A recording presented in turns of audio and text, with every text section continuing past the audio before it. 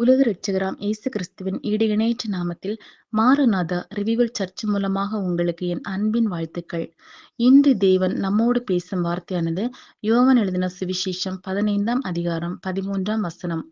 ஒருவன் தன் சிநேகிதருக்காக தன் ஜீவனை கொடுக்கிற அன்பிலும் அதிகமான அன்பு ஒருவரிடத்திலும் இல்லை என்பதாகும். டைட்டானிக் கப்பலை கட்டிய மனிதரிடம் ஒருவர் இது எவ்வளவு பாதுகாப்பானது என்று கேட்டதற்கு ஆண்டவர் கூட இதை மூழ்கடிக்க முடியாது என்று ஆணித்தரமாக அவர் கூறினாராம்.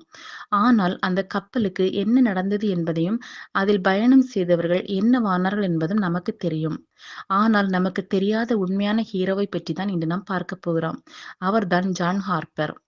ஜான் ஹார்ப்பர் என்னும் மனிதர் 1872ஆம் ஆண்டு பிறந்தார். அவர் தனது 13வது வயதில் கர்த்தரை ஏற்றுக்கொண்டு 4 வருடங்கள் கழித்து கர்த்தரை குறித்து சுவிசேஷம் அறிவிக்க ஆரம்பித்தார். அவருக்கு திருமணமாகி மனைவி 4 வருடங்களுக்குள் மரித்து போனார்.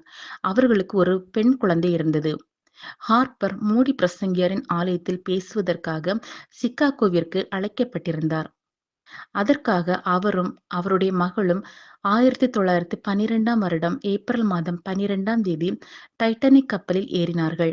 எதிர்பாராத விதமாக பனிமலையின் மீது மோதி கப்பல் மூழ்க ஆரம்பித்தபோது அவர் தனது மகளை உயிர்காக்கும் படகில் ஏற்றிவிட்டு நான் உன்னை ஒரு நாள் காண்பேன் என்று சொல்லி அனுப்பி வைத்தார். அவருக்கும் படகில் போக இடமிருந்தாலும் அவர் மற்ற மக்களை காக்கும் பொருட்டு அதை விட்டுவிட்டு தன் மகளை அனுப்பி வைத்தார். பின் மரண பயத்தோடு இருந்த மக்களிடம் வந்து பெண்களும் சிறு பிள்ளைகளும் ரட்சிக்கப்படாதவர்களும் முதலில் உயிர்காக்கும் படகில் ஏறுங்கள் என்று அவர் கூறிக்கொண்டிருந்த போதே கப்பல் மூழ்க ஆரம்பித்தது. கப்பலில் இருந்த பயணிகள் ஐஸ் தண்ணீரில் குதிக்க ஆரம்பித்தார்கள். அதில் ஹார்ப்பரும் ஒருவராவார். அந்த நடுங்கும் குளிரிலும் ஹார்ப்பர் மக்கள் அந்த குளிரில் உறைந்து மரிக்கும் முன்னே அவர்களை கிறிஸ்துவுக்குள் வழிநடத்த ஆரம்பித்தார். அப்போது ஒரு இளம் வாலிபன் அங்கிருந்த ஒரு கட்டையின் மேல் ஏறி தப்பும்படி போராடி கொண்டிருப்பதை பார்த்த ஹார்ப்பர் அவனிடம் நீ ரட்சிக்கப்பட்டாயா என்று கேட்டார். அவன் இல்லை என்று கூறவே உடனே தன் மேல் இருந்த லைஃப் ஜாக்கெட்டை எடுத்து அந்த வாலிபனுக்கு கொடுத்து என்னை விட உனக்குத்தான் இது தேவை என்று கூறிவிட்டு மற்ற பயணிகளுக்கு சத்தியத்தை சொல்ல சென்றார். பின் மீண்டும் அந்த வாலிபரிடம் வந்து அவனுக்கு சத்தியத்தை சொல்லி கிறிஸ்துவுக்குள் அவனை வழிநடத்தினார். அன்று கடலில் மூழ்கிக் கொண்டிருந்த 1528 பேரில் 6 பேரை காப்பாற்றப்பட்டனர். அதில் அந்த வாலிபனும் ஒருவர்.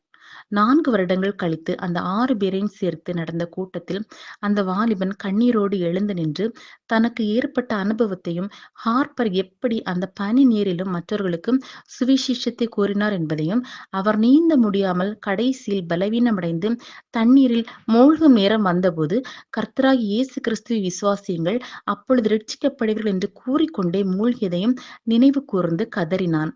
மற்றவர்கள் தங்கள் உயிரை காப்பாற்ற எப்படியாவது உயிர் காப்பாற்றும் படகை பிடிக்க வேண்டும் என்று போராடி கொண்டிருந்த அந்த வேளையில் தனக்கு கிடைத்த வாய்ப்பையும் மற்றவர்களுக்கு கொடுத்து உயிர் போகும் கடைசி நேரத்தில் கூட பனி நீரில் நீந்தி சுவிசேஷம் அறிவித்தாரே அந்த தேவ மனிதன் ஜான் ஹார்ப்பர். ஒருவேளை இவ்வுலகம் அவரை கொண்டாடாமல் இருக்கலாம், ஆனால் பரலோகத்தில் நிச்சயம் அவருக்கு பதில் செய்யப்படும். ஒருவன் தன் சிநேகிதருக்காக தன் ஜீவனை கொடுக்கிற அன்பிலும் அதிகமான அன்பு ஒருவரிடத்திலும் இல்லை. நிச்சயமாகவே ஜான் ஹார்ப்பர் ஒரு அற்புத ஹீரோ தான். கடலில் முடிந்த அவருடைய வாழ்வு பரலோகில் நிச்சயம் தொடங்கியிருக்கும். பரலோகத்தில் நிச்சயம் தேவன் அவரை கனப்படுத்தி இருப்பார். பரலோகில் நிச்சயம் இயேசு கிறிஸ்துவோடு அவர் என்றென்றும் வாழ்வார். பிதாவாகிய தேவன் இவ்வுலகில் உள்ள அனைவர் மேலும் அன்பு கூர்ந்து தம் ஒரே பேரான குமாரனை நமக்களித்தார். என்ன ஒரு விந்தையான அன்பு! நாமும் தேவனுக்காக இறுதி வரை சுவிசேஷம் சொல்வோம், வாழ்வோம். ஆமேன். அல்லேலூயா.